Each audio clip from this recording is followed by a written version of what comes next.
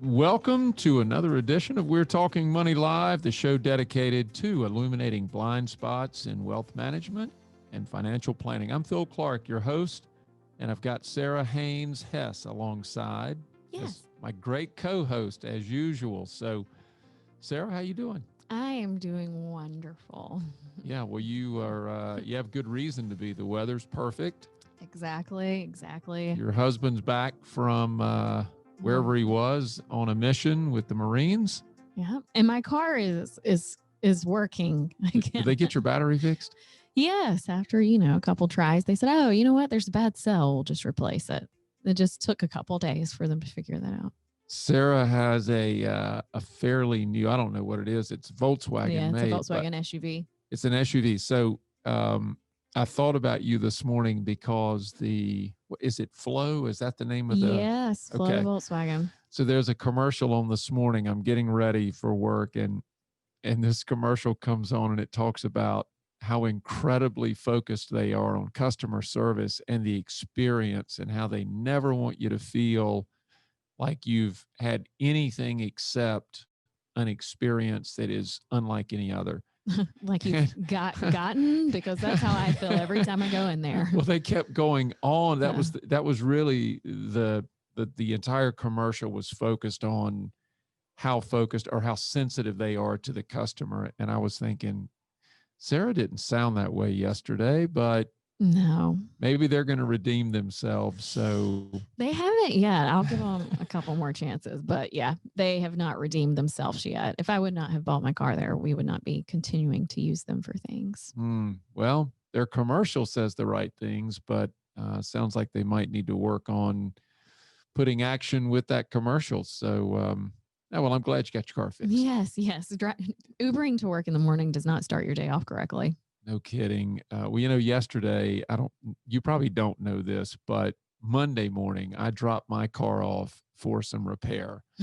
and so if any of you are wondering who's driving the black Nissan Armada, that's me. Oh, gosh. Yeah. So this thing is pretty nice, actually. It's a rental, scratched all to pieces. It came out of Pennsylvania, but Enterprise rented this car to me through my insurance. So unfortunately, I backed my car into a sign, and man, it's amazing how much damage you do with that. But the little sensors didn't tell me that the sign was behind me, and I wasn't paying attention. So nevertheless, I dropped it. Well, I didn't arrange for a ride over to Enterprise. And so I'm thinking, all right, how am I going to get over there? And finally I called them and they said, no problem. We'll swing over and get you. And this guy he's from up north somewhere. He moved here, retired, and he does this just in his spare time. It looks like it's, just somebody who wants something to do. And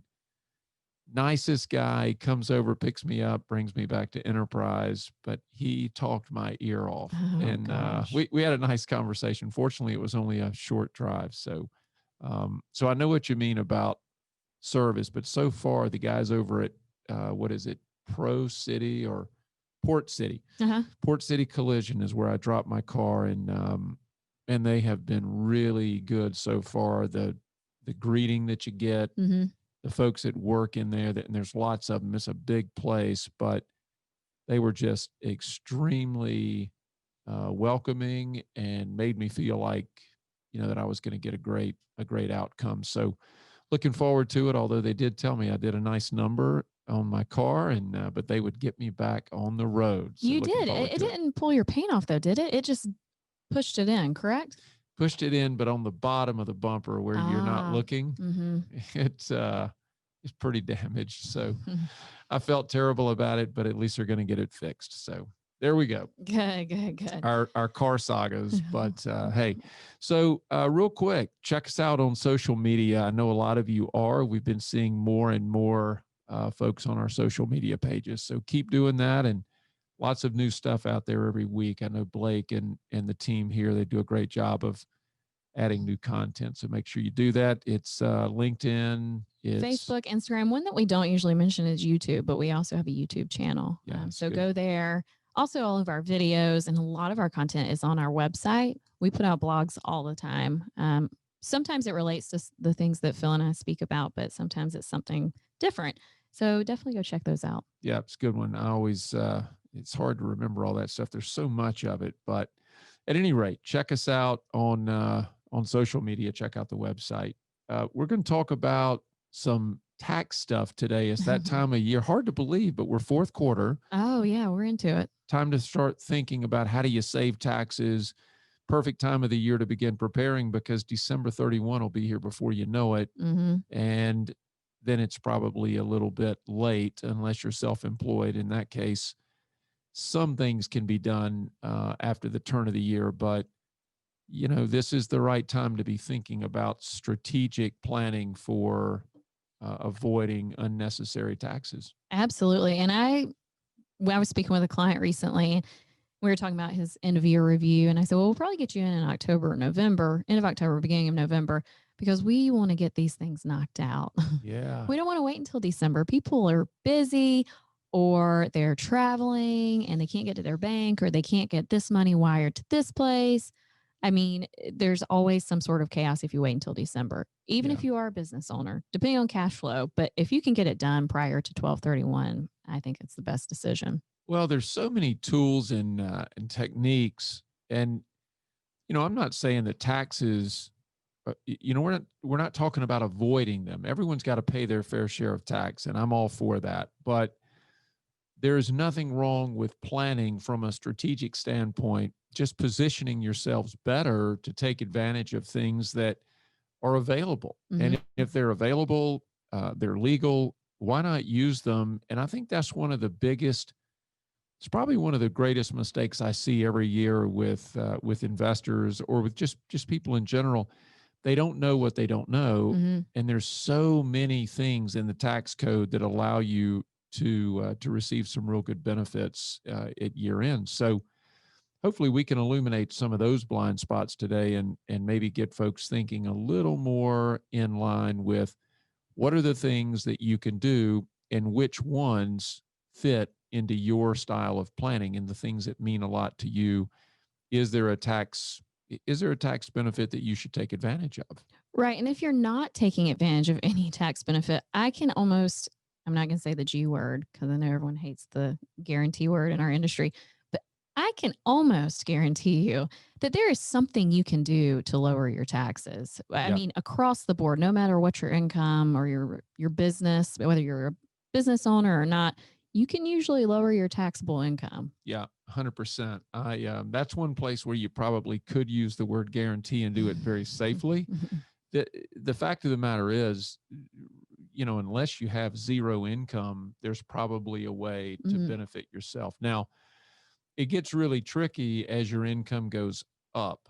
The higher your income, the fewer and fewer loopholes um, are available, or I should say, fewer loopholes are available. Plenty of them, but lower income actually, that there is huge benefits for lower income. If you're 250K or below, there's a lot of things you can do to help reduce that tax burden a little bit. And the lower your income, I think the more important it is to try to reduce it so that you have more spendable income. Oh, yeah, and being efficient. And usually when you're reducing your taxes, you're pushing it aside for yourself. You're not, Yeah. the money's not just disappearing in the air. Yeah, with the exception of charitable planning, Hmm. you're really trying to save more for yourself. And if you think of it in that way, it's not that look, the government needs tax in order to run our country. There's no question about that. But you need to take advantage of things that are available to you so that you get to keep more of what you're working for. Hmm. And that's what we're talking about today. So, with that, why don't we dig into what it looks like to improve your financial life by simply not avoiding, but simply reducing your tax exposure in a way that's fitting to your plan. Absolutely. Our first one's very simple. We get this question a lot from clients, though. What are you going to do to reduce my capital gains for the year? And we do tax loss harvesting, which most firms, I mean, surely most of them are. I would But disagree with you. well, that's disturbing. Yeah, I disagree with, and here's why, Sarah. I think it's a great point. I don't mean to interject, but I'm going to say this. most firms that we compete with, they're using mutual funds True. as their investment vehicles, and they don't have the flexibility to do tax loss harvesting. That is out of their control because the mutual fund manager decides when to buy and sell things. And frankly speaking, it not only takes you out of the control seat, it actually puts you in harm's way because you can buy into a mutual fund, say, beginning of this year, and that mutual fund could go down in value. Therefore, you would see a loss on your P&L or on your balance sheet, or I should say on your net worth. And in November, that mutual fund manager might say, you know what, I'm ready to get rid of a few of these stocks that I've been holding. We got a lot of gain built in those things. And all of a sudden you get a capital gain receipt. You're going to pay tax on that capital gain, yet your mutual fund went down in value. Terrible. This is a terrible situation. Well, that's a pretty bad situation, which is one of the reasons. I mean, that's one of the biggest reasons that we like individual securities, because you can be much more focused on tax planning, and you can get a lot more focused on where you want to be invested. So you're not beholden to what the mutual fund managers want to do and when they want to do it. So definitely a different way to invest, but one that we think delivers a lot more control. Oh yeah. Nothing like being able to control your money.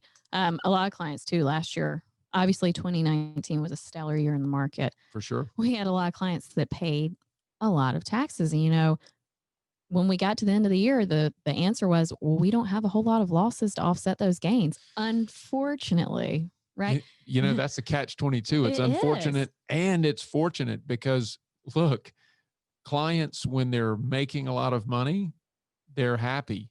But then they get frustrated with the tax. Yes. They're losing money in the market. If things are going down, we don't have a tax bill, but they never call us and say, hey, thanks for lowering my tax bill. No. They're all to pieces because their net worth is going down.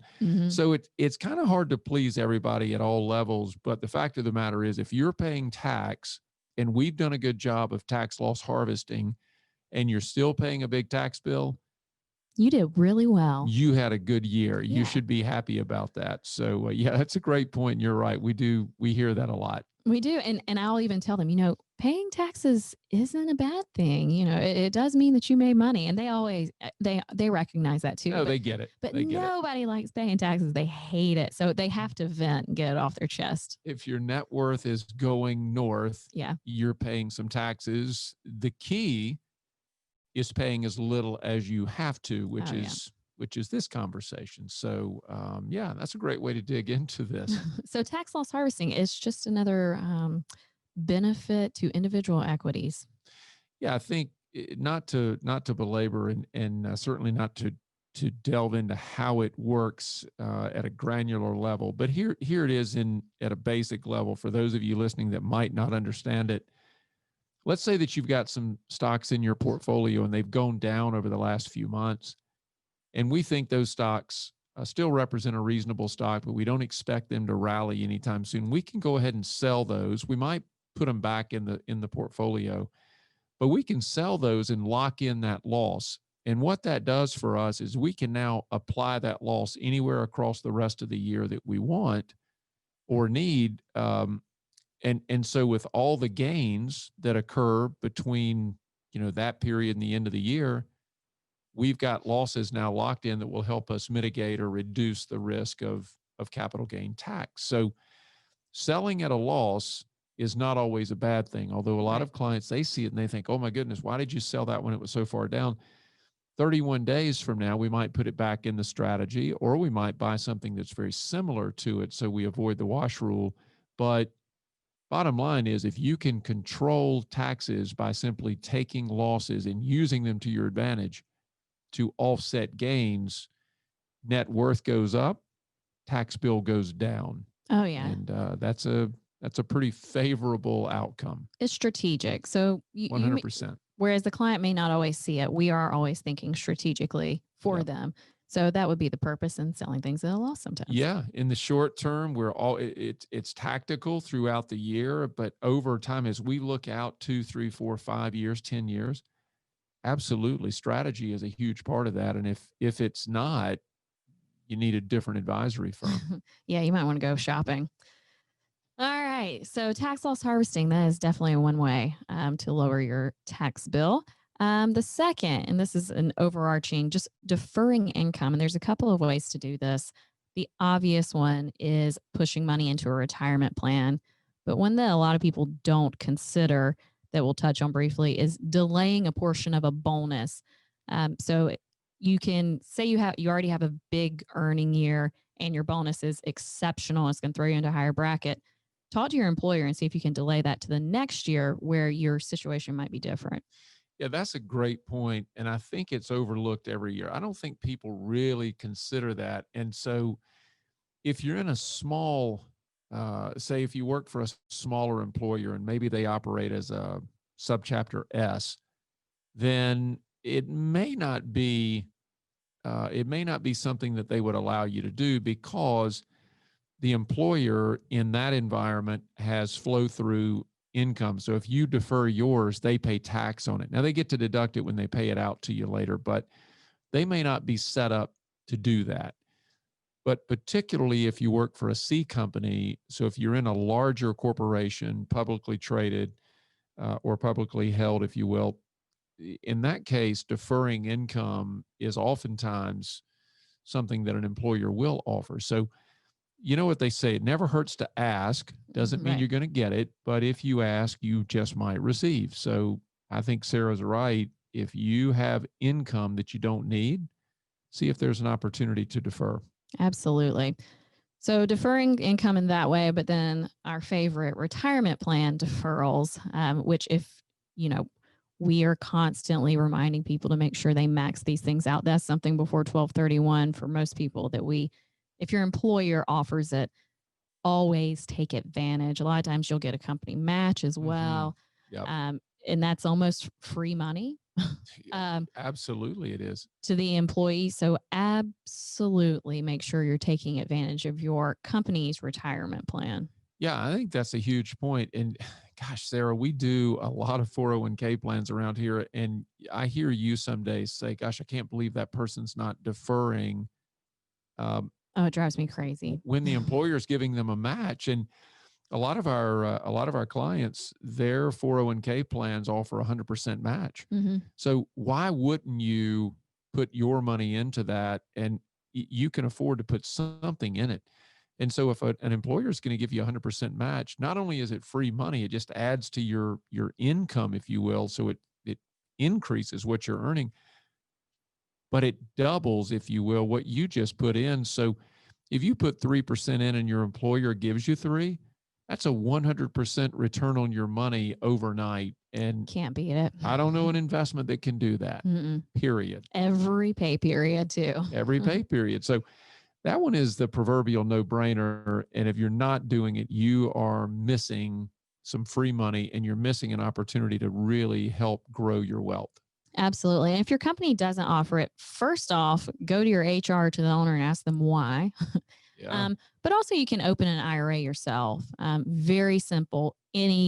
Basically any bank, you can go online and open a Roth or a traditional IRA within 10 minutes. Oh, it's quick.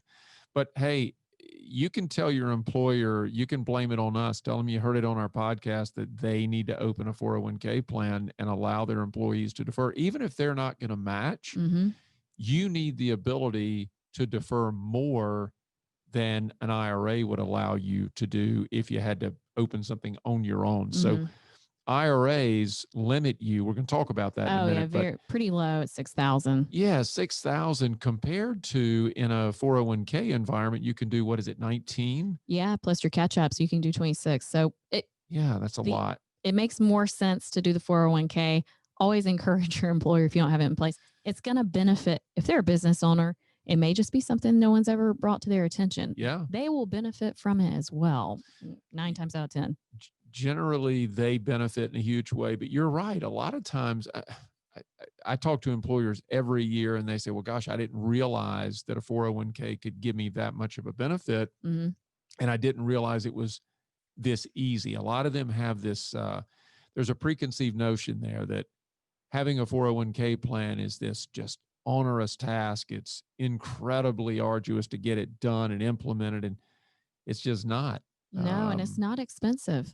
They're not expensive. They're reasonably inexpensive or relatively inexpensive. And compared to what you get and how you save on tax and what you do for your employees, it really is kind of, in my opinion, is foolish if you don't do it. So you're just leaving a lot of money on the table for yourself as the employer and your employees. And if you think the cost of a 401k is expensive, wait till retirement. check out that, and then just look at the confiscatory nature of our tax system.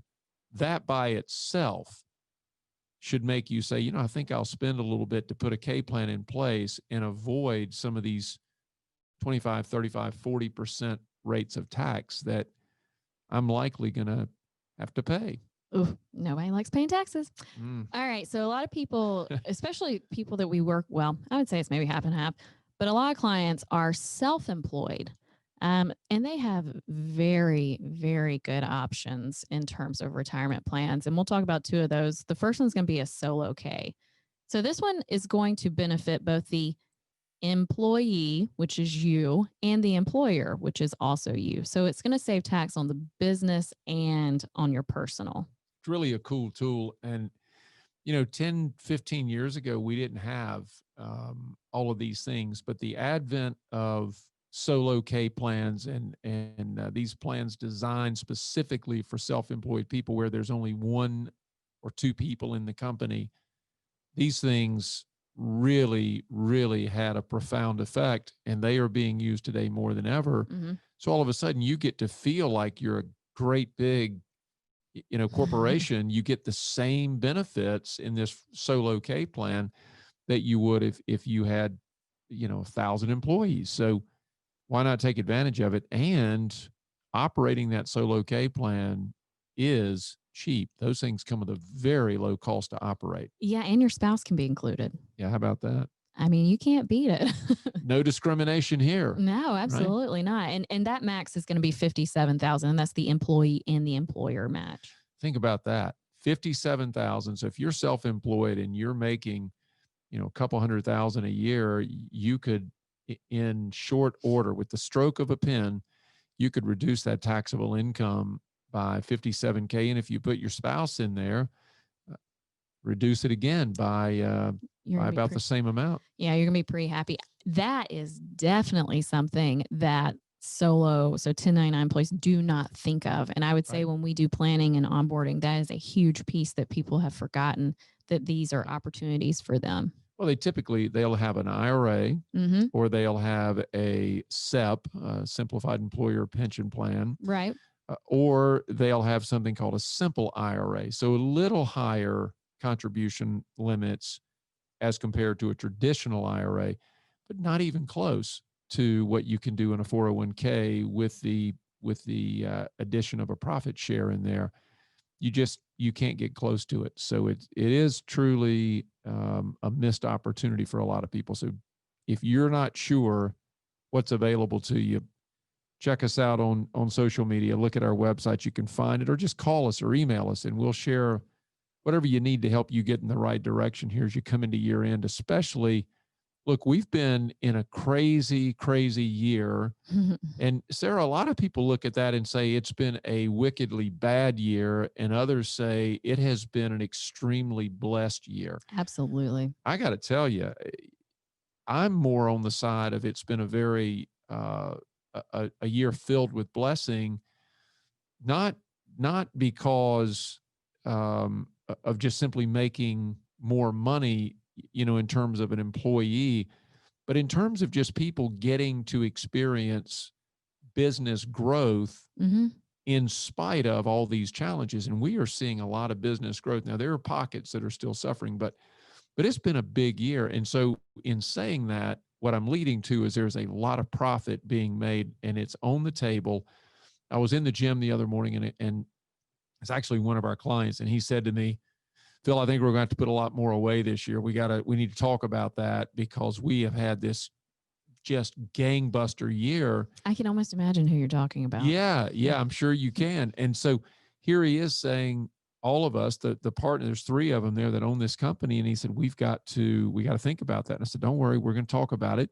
But that's the story that's out there. A lot of self-employed people are making a lot of money, not on the backs of those suffering, but simply the conditions are ripe in spite of COVID-19. Mm-hmm. We've seen an incredible year in things like banking, mortgages, real estate, builders, people that sell all the wares that go in these new homes that are being purchased or built. Gosh, the list goes on and on and on. It's pretty amazing because everyone expected. Mm-hmm. You know, this is interesting, and particularly as we come into voting season, everyone thought closed economy, it's going to be awful. The country's just in dire straits. We're not perfect. We've still got a little bit of a road ahead of us in terms of full recovery. But I got to tell you, I hear more good stories than I do bad. And so these kind of tax benefit or these kind of tools that can benefit you from a tax standpoint, now is not the time to ignore them. This is the time to implement these things and have them working and be part of your plan. Absolutely. All right. So deferring income, always, always, always make sure you have something in place for deferring your income. Yeah. Even if it's, I mean, if you want to make a donation to us, you can do that. for charity. Hey, right. Well, wait a minute. We're not a 501c3. Never mind. Wouldn't Skip work. that. Won't work. All right. So number 3, which we'll touch on, this one can get you in some trouble if it's not planned on properly. But buying on credit. So if you've got a very large tax deductible expense and you want to capture it in this year, but you don't want to necessarily pull the funds from the bank to pay for it, you can buy it on credit and take that deduction in 2020. Yeah, I think it's a great point. What a lot of people don't know. So we're talking more to the business owner right now. Mm-hmm. We'll take a medical practice or a dental practice, for example. Let's just say that you've got equipment needs here at the end of the year and you want to take advantage of those, but you say, gosh, I don't want to dip into my reserves. So you've got the cash, but you don't want to pay cash for this item just in case. Right. As long as you put that piece of equipment in service by 12/31, that's the key here. You can't buy it and then your vendor says, yeah, you'll have it in January or February. That doesn't pass the rule. But if it's in service, if you put this equipment in service by 12/31, even if you buy it on credit, you can take the full deduction under Section 179 this year. So you get the tax benefit. And as long as your cash flow warrants doing this, so your longer term cash flow, because now you're going to have a payment, you got to pay for this piece of equipment. So you want to be sure that your cash flow is in a position that gives you enough confidence to make the purchase, because now you're not going to have the deductibility of this equipment next year and the year after and the year after, but you'll still have the payment. So now you got to earn a little more to make that payment, because that'll be an after tax payment since there's no tax benefit. But if your cash flows are good and you need the equipment and you've had a really good year in 2020, it might be a worthwhile thing to consider for sure. So the key here is planning not just to be able to cover it cash flow wise, but also to get it into your practice. I know we talk a lot about dental practices, but get it in there. So don't wait until December to make this decision. Right. Now is definitely the time to be making that decision. Yeah, perfect example. We had a client last year, ran into this same thing, and they decided, hey, we're going to put in this really cool X-ray technology and I'll call it radiology. So they want to put in this thing called a CBCT scanner or CBCT unit. So it's cone beam technology. They want to put this thing in their practice. What they didn't realize is in December, they made the purchase and they said, so we're going to go ahead and buy it, and that way we can tax deduct it. And I asked the question, will it be in service by 12/31? And they said, oh yeah, it should be no problem. They told us they could get it installed in a couple of weeks. And I said, have you gone to the state and submitted your request for permitting for that unit? Do you have your space built for that unit? It has to pass certain standards. And the phone got really quiet and they said, well, no, we don't have any of that done. But how long does that take? And I said, well, it can take several months. Government work. How about that? They had that thing installed in April or May of this year. Right. So they were hoping to do it last year, but because they waited so long. So I think Sarah's right. Don't wait till the last minute. If you know there's things you're planning on purchasing this year and you're doing it partially for the tax deduction, whether you're a dentist or whether you're any other business owner, plan a little early. Make sure it fits based on income for the year. Make sure it is strategic. Make sure it works for your longer term needs. And if it does, great. If it doesn't, then I'll tell you, like we've said in many of our white papers, don't rush out and buy something just because you get a tax deduction. Make sure there's a make sure there's a need. You still have to pay for it. You got to pay for it. Make sure there's a need and make sure you have a plan by which this new tool or piece of equipment or automobile or whatever it is going to benefit you and your business.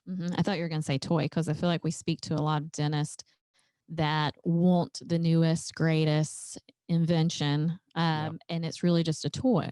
They haven't planned to say, how is this going to make me money? What does this look like long term? It's just, oh, that looks really fun. It's cool. Yeah, it's so cool. Let's get it. They can be gadget driven, but really that, I don't want to pick on the guys, but that's kind of a guy thing. Oh, I agree. They love them. They love toys, whether it's in their practice or their business or at home. I'm guilty in a lot of ways, but you've got to have a plan for whatever it is that you're purchasing, particularly at the business level when there's a deduction involved. So don't be rash, but let's talk about it, make a plan. And if the plan is, if it's plausible, then let's go for it. If not, then just know you might pay a little more tax, but that tax that you pay, you get to keep the part that you didn't pay, but the cost of the equipment is 100% of whatever it cost, and that's going out the door. So whether it's on credit or not. So just be careful with that one. Right. So this might change that 24-hour rule that we've talked about in previous sessions to 48, 72. Just give your advisor some time to think and talk it over with you before you make that decision. Well, that's a key point. Let your advisor know. Don't just think about this and you make the decision and then tell us after the fact. Let us know before you write the check or before you swipe the card. Let us know so that we can put that into your planning. As all of you know, we're constantly building plans for you and updating those plans. Let us build that into your planning to be sure that it's a good purchase and that it fits within what it is that that it is in alignment with what you're trying to accomplish. And if it is, great. If it's not, be willing to hear that, hey, it's probably not a good time to do that. Either answer is okay. Just know that one answer might be that we tell you don't do it because it might not really be a good fit financially, or might not be a good fit professionally because it could take your eyes off of what's a very good road at the moment. Oh, yeah. So sticking to goals. All right. We've just got a couple more of these and then we'll touch on some wine. I love it. So we're going to talk about charitable giving, which after that, we're going to talk about gifting. And just keep in mind, those are different things. Yeah, that's a good point. Charitable giving and gifting. Yeah, really two categories there. Charitable is exactly what it says. We're giving to a bona fide charity, a 501c3. So someone that can receive money from you where you get a tax deduction, where just simply gifting to someone, there's no tax deduction for that.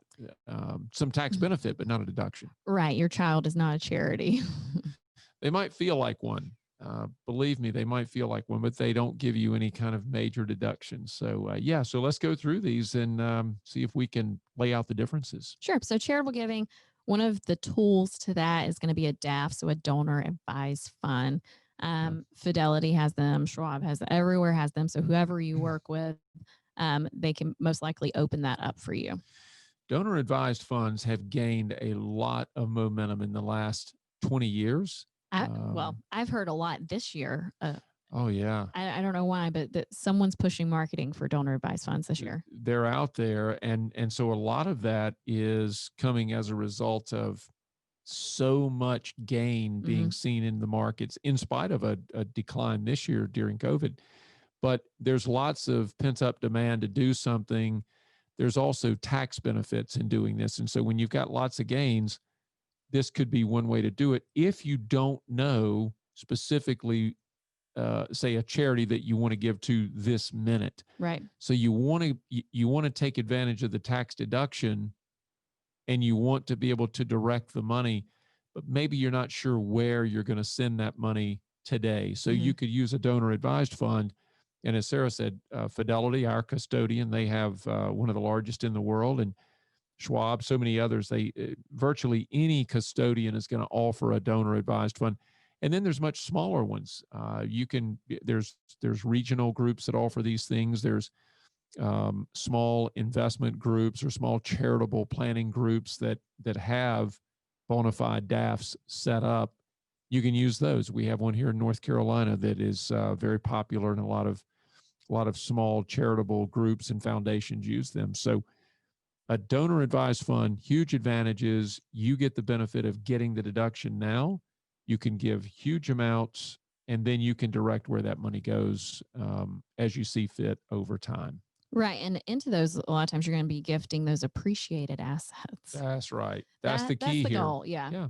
It's either appreciated assets or it's IRA assets or qualified money, where you get to take advantage of these very large distributions now, up to 100,000 in a year. You can move off of your IRA platform direct to the donor advised fund or the charity, and it never hits your tax return, which is another huge piece of leverage that a lot of folks don't know about. Right. It's direct to charity. Yes. Custodian to custodian or institution to institution. If you miss that part, it's going to show up on the tax return, and you're going to miss a little bit of that benefit. You still get to deduct it, but it's not, a deduction is not the same as a dollar for dollar transfer. And a lot of folks miss that as well. Absolutely. And when we're talking about appreciated assets, donating appreciated assets does not just have to be stocks. Right. You can, personal property, something else that you can donate, that you can take off of your balance sheet and pass along to someone else. Yeah, it doesn't have to be stock, like you said, or securities. It could be a boat. It could be a piece of land. It could be a house. I mean, there's so many things. If you give it to a 501c3, as long as that 501c3 is set up to receive that kind of asset, you can absolutely take advantage of that. So gains are not only found in stocks or in securities. Gains can be found in a lot of assets. So yeah, don't forget that one. And most 501c3s today are set up to receive virtually any kind of asset. Sometimes they steer away from things like art or certain frivolous. Yeah, I mean, just things that I'll consider to be more of an odd investment because maybe they're hard to value or whatever the case may be. But for the most part, things like land, residence or a home maybe that you're going to sell, and you've just decided that, hey, I can afford to give this to the charity, and it meets, sort of goes along with my planning, so I'm going to do that. There's lots of ways you can do it, lots of things that have gains in them. So don't think it's only stock, but stock definitely the most popular. Oh yeah, for sure. All right. So that's going to be charitable giving. The other side of that coin is gifting. So what's the difference? Well, your annual exclusion is up to $15,000. You're not going to get to deduct that off of your tax return. So that $15,000, that's what you hear people talk about when they say, now, can I give my kids something every year and it doesn't cause any gift tax? Yes, correct. Right? So you're avoiding the gift tax if you stay below that $15,000 per person. So that means if you're married, so say Donald and I want to gift someone $15,000, we can actually give $30,000 because it's per person. It's also per recipient. So each person can get up to $15,000. So you can gift to 20 people as long as you stay below that 15,000. So mom and dad with 2 kids could give 60,000. Exactly. And it doesn't affect anyone from the standpoint of a gift tax. Right. And does not work against their lifetime credit. Exactly. Is that right? So, and everything over that, though, that's going to kind of fill that bucket of your lifetime exclusion, which is 11.58 as of 2020. $11.58 million. Yeah, not just $11.58. Sarah, I remember. Now this is talking about age here a little bit, and tenure in this industry. But I remember when the exclusion was $600,000. I don't know what to say about that. $600,000 when I got into the wealth management industry at the beginning of my profession. It was like that for a long time. So estate planning was a really, really big part of my career in the early years, and it's still a big part. People are wealthier these days, without a doubt, and so it's still an important part. But at 11.58 million per person, correct, that's almost 23 or so million dollars for a household, if you will. So a husband, wife, that's a huge amount. So estate tax right now is a smaller concern, and in many cases it's of no concern. But the gift tax thing, you still want to pay attention to that, because every year as you're gifting, if you don't do it correctly, you're eroding that huge exemption that we're talking about that's right now for a couple 23-ish million. But here's the problem. In 2025, yep, we have a sunset provision that kicks in, and if this thing doesn't get extended, we could see that number fall to $1 million. So we could go from 11 million, we could all of a sudden very quickly head back to something like 1 million. Who knows where it will land? I don't expect that to happen. I'm very optimistic and hopeful that our government will get that right, because I do believe when we say confiscatory, that to me is textbook definition. That is one of the worst taxes, in my opinion, because we pay tax on everything that we do, including owning a car, paying for goods and services. Everything is taxed. And you pay tax on what you earn. And then if you accumulate wealth, as you accumulate it, you pay tax on the capital gains. And then when you pass it to your family members, the government has absolutely done nothing to help you earn all of those dollars. Yet they want 30 or 40 or 50% of those dollars. And I just don't think that makes sense. But you got a huge contingent out there, or a faction that believes you shouldn't be able to pass wealth to the next generation without it being heavily taxed. And that's just simply a way to pass wealth around. And I get it in some ways that it's needed, but I disagree that you just go take from what someone's, I mean, it's a legacy, and people have worked hard to create that. I think that's kind of a raw deal, to be sure, but hopefully that gets extended. But if it doesn't, then this gifting thing becomes a much more talked about topic. And I think planning for it today and having a flexible plan as it relates to your estate plan is very important, because we will see the estate tax laws change. Maybe they won't get back to what they were, but we'll see a move. Oh yeah, without a doubt. So good points here. And transferring to the kids, though, to finish your thought, keep taking us through that, because just giving to your kids doesn't always result in a tax strategy that's quite as effective as something like charitable planning or charitable giving. Absolutely. I don't think I understand your question, though. Well, so you were talking about transferring to the kids that you could give to them, and you got this huge exemption and everything, but that doesn't necessarily, those little gifts don't necessarily take down your estate in a meaningful way. And so if you've got estate tax exposure, gifting to your kids probably isn't going to remove it. No, not at all. Right.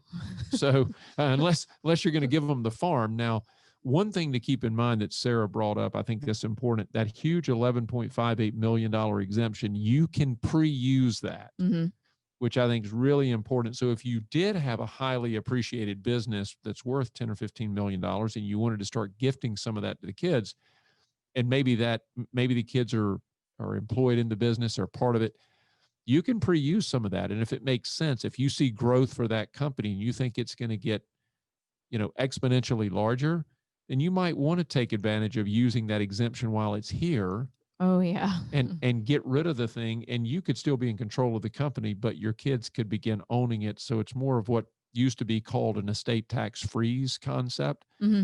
might be worth considering. But little things like, so you hear us talking about a lot of nuances now, but that just tells you how deep the tax code is. And if you know it, there's lots of advantages that you can find there. Not in a bad way, but advantages that are simply there, and you should take advantage of them if you can. Oh, yeah. They're all legal. Everything we're talking about is very legal Yeah, and absolutely. encouraged. Mm-hmm. They're in place for a purpose. That's right. And until they're not in place, don't ignore them. Use them. That's right.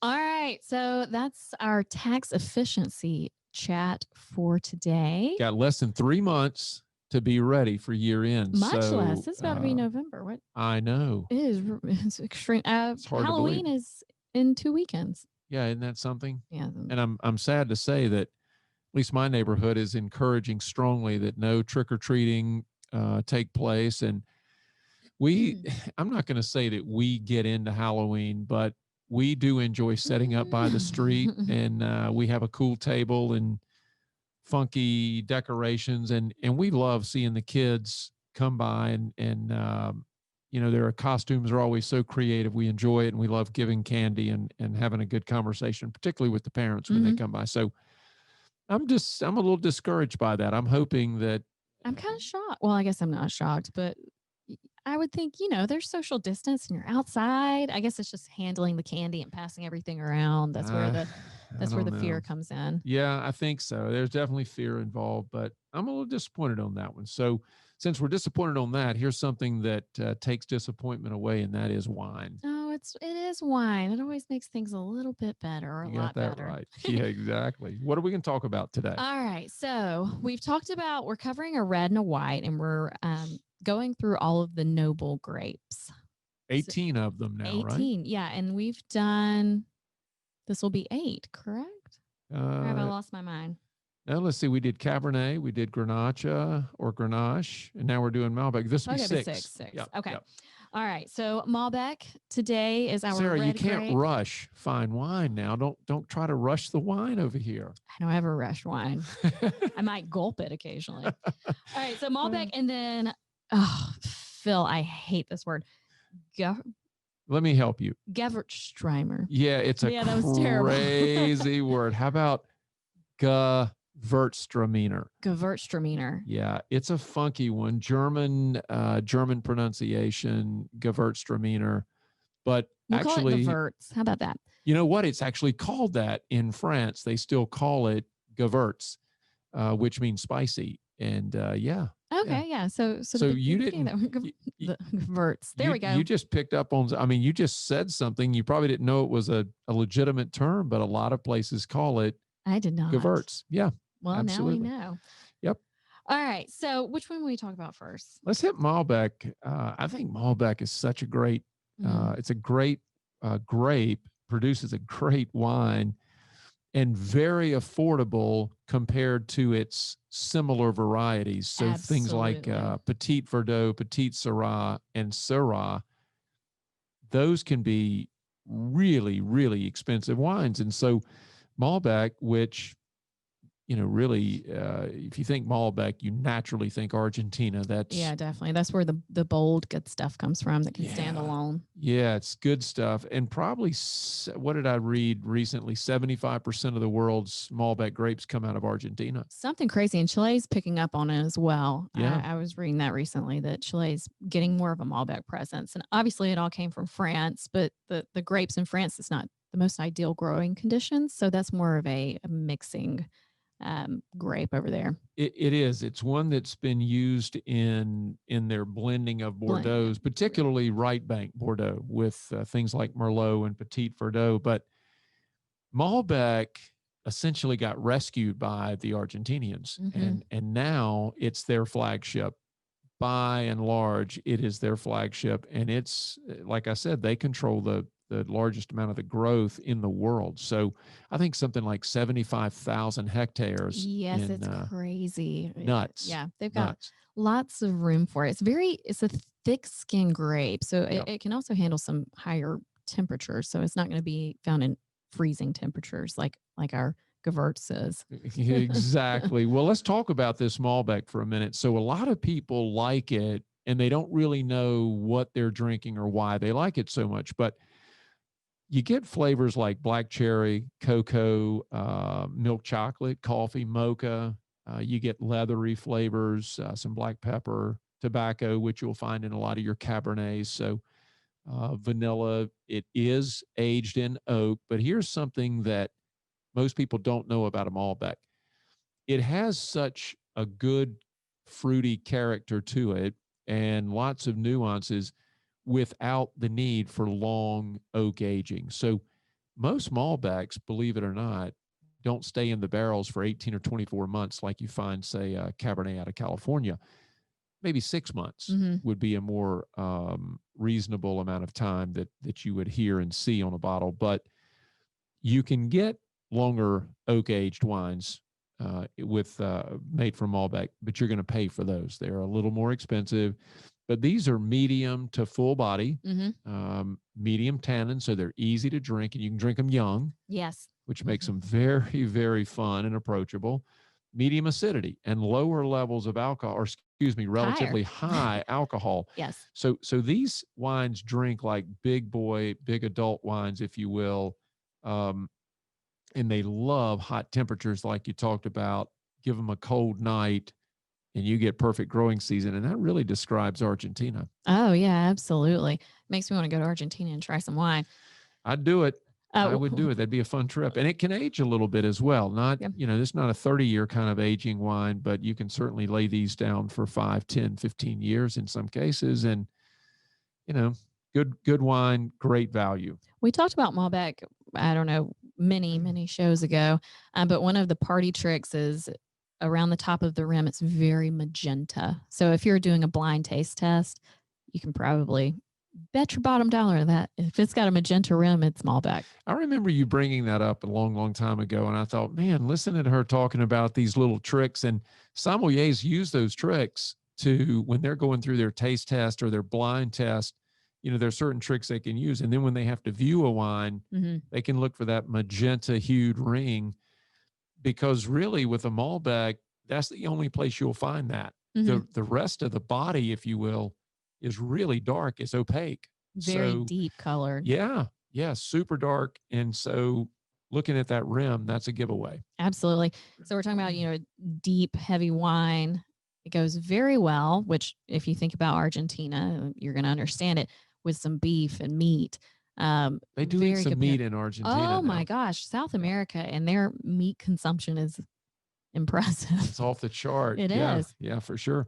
But you're right. A lot of meats, but also some mushrooms and some cheeses. Yep. Funky cheeses. I actually wrote this part of our show, and I said funky cheese, not to throw people, but funky cheese. I just mean cheese with, like a blue cheese. Blue cheese, yeah, those kind of things. Cheeses that smell. They do have a funk to them. Man, they have some funk. Delicious. Yeah, they're so delicious and great with a Malbec. My favorite with a Malbec, just so you know, and our listeners know, I love bison burgers. You've heard me talk about them. We've had them here. Bison burger and Malbec with and throw blue cheese on it. Throw blue cheese on that bison burger, and I promise you will think that you just died and went to heaven. It's so good. And a great Malbec is perfect with that. I mean, that sounds wonderful for a cookout. Invite people over, have some bison burgers, some Malbec, and some blue cheese. Could make it happen. Well, let's move from Malbec and talk about Gewürz. That is a tough word, isn't it? It's ridiculous. My pronunciation is not German.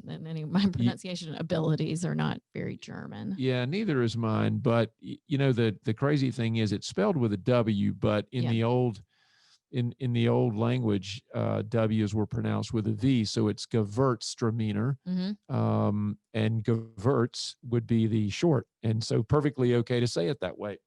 So thank God. Yeah, the similar varieties on this grape would be Muscat, Riesling, things like that, and a lot of people confuse it with Riesling, another German-styled wine. So this thing is a powerhouse of fruit Mhm. and floral bouquet, if you will. I mean, just amazing. Very dry.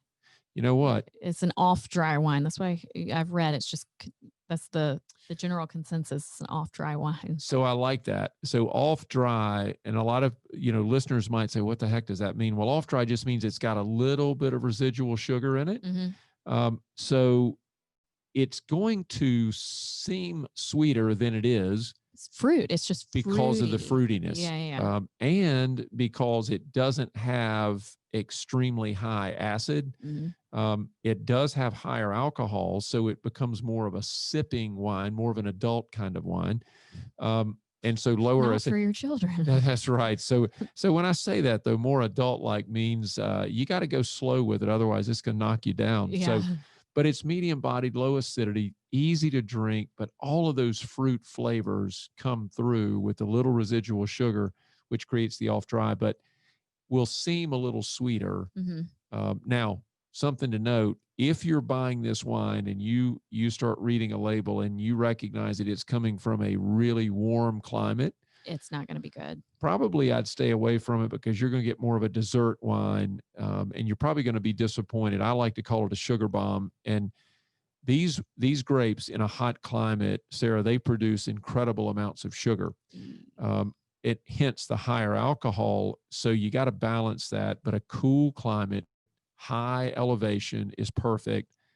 That's what they really love. That's where they thrive. And you can generate a wine from Gewürztraminer grapes that ages 10, 15 years easily, overlooked, but a great wine, particularly with say white meats or chicken, pork. Yeah. I read a lot about the other white meat, how it goes so well with that. Oh, it's awesome. It is a great combination. I like crab cakes. I like shrimp. All of those things with a Gewürztraminer are just perfect and can't go wrong. So Malbec for your red this week, very, very good value here. And if you've tried Malbec, you know what I mean. If you have not tried Malbec, go out and buy some, whether it's from Argentina or other parts of the world. Experiment with it for a low cost, great wine. And then don't be afraid to try Gewürztraminer. Oh, absolutely. But they are saying do not go super low price with that. Like you said, it's going to be in those warmer climates, not the really cold, cool climate. And you're not going to get what you really want. Or maybe you are, but no, you probably won't. I think you're going to get something that's more like a sugar bomb. As I said, go when you're buying your Gewürztraminer, just do me a favor. Look on the label. Look for Alsace region of France. So if you buy it, any Gewürztraminer that's coming out of Alsace, you're probably going to get something that's good. That is the birthplace of this delicious wine. A little on the sweet side, but if it's done right, the sweetness is perfect. The fruitiness is perfect. The acid is perfect. Everything about it makes it a great wine. And man, it pairs so well with the meats that we talked about, not to mention some of your more bold salads with meat on them. You can make this thing work for lunch or dinner. So if you're retired, this might be your new lunch wine as well. I like how you threw that in there. Well, I'm not retired, but I'll have some for lunch. Listen, if you're not retired, I don't want to send a bad example, or set a bad example. So, but hey, that's our show for today. So just want to say thanks to everybody again for joining us. We have such a great time doing the show. Tax benefits, tax strategy. Don't forget it. We're less than 90 days to the end of the year, actually just a touch over 60, as Sarah pointed out. And Sarah, if we had to tell everybody what to do at this moment, what would you say to them in terms of getting ready for the tax planning part of the year? You need to call your advisor and let them know what you have and have not done for the year. Agreed. No, it's perfect. That sums it up. And then for wine, go buy some Malbec, try the Gewürztraminer. Let us know what you think. And we'll see you next week on We're Talking Money Live. Yes. Thanks for joining us on We're Talking Money. Be sure to visit our website, www.omnistarfinancial.com, where you can learn more about how we provide value to our clients. Subscribe to the show and our newsletters, and drop us a line with suggestions for upcoming shows. If you enjoyed today's episode, we'd appreciate a rating on iTunes or simply tell a friend about the show.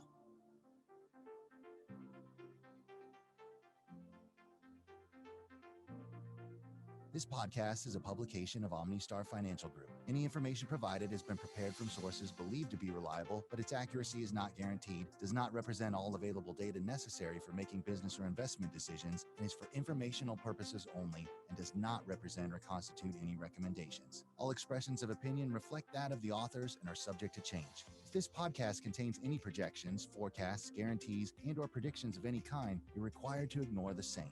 OmniStar is not engaged in the practice of law or accounting, and any information in this podcast should not be construed legal or tax advice. Any distributions, use, or copying of this podcast, other than the intended recipients, is unauthorized.